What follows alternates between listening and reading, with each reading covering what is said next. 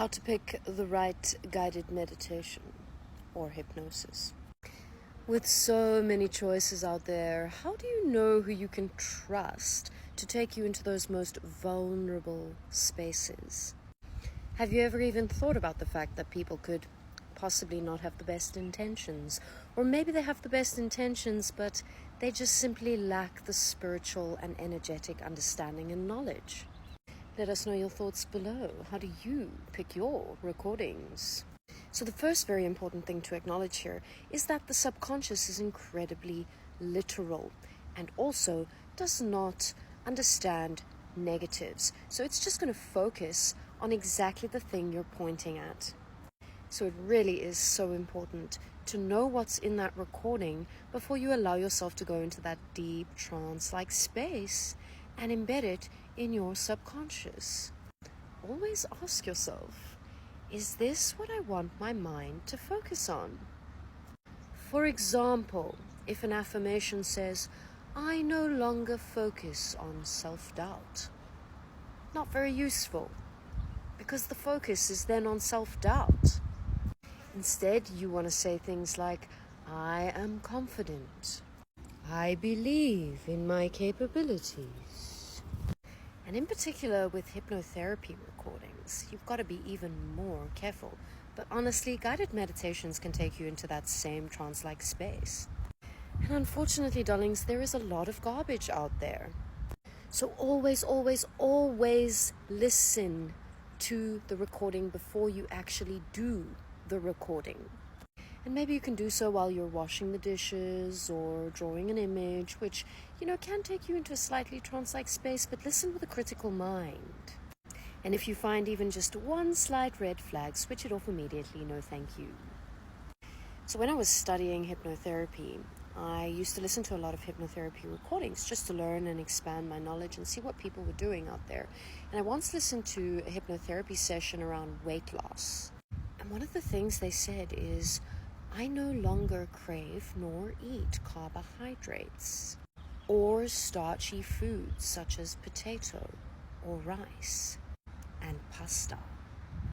Now, while these foods could be really bad for some body types, this is incredibly problematic, say, for an Asian person whose staple food is rice, or an Italian who has really great quality pasta and has grown up and has ancestry who can digest pasta. The thing is, all of our bodies are different, so you can't actually listen to something that's set in stone.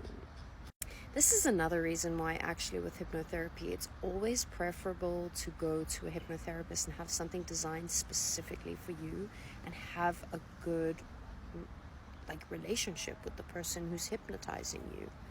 And besides the fact, some people could have actual medical issues with repelling these kinds of foods, which could make this recording even dangerous. A better sentence might be, I eat starches and carbohydrates in moderation and find I get full quite easily.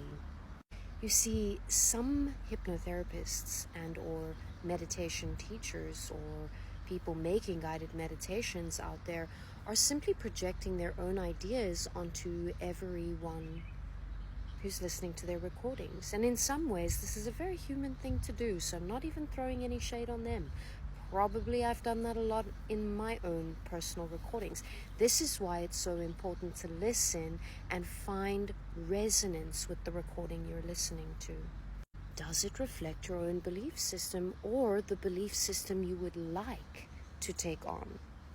I also always tend to choose guided meditations which have people with a voice that's super resonant. There's a quality in that voice that they've really worked on. There's a reassurance in that. There's a soothingness. High-pitched, tinny, or aggressive voices just don't cut it for me. I can't listen to them. And I really believe that the amount of self-work that a person has done is evident in the tonality of their speaking voice. Also, always read the descriptions. This can be a quick way to vet out something, whether it resonates for you or not. Intention is essential. If we start with a great intention, often we end up with a very good recording.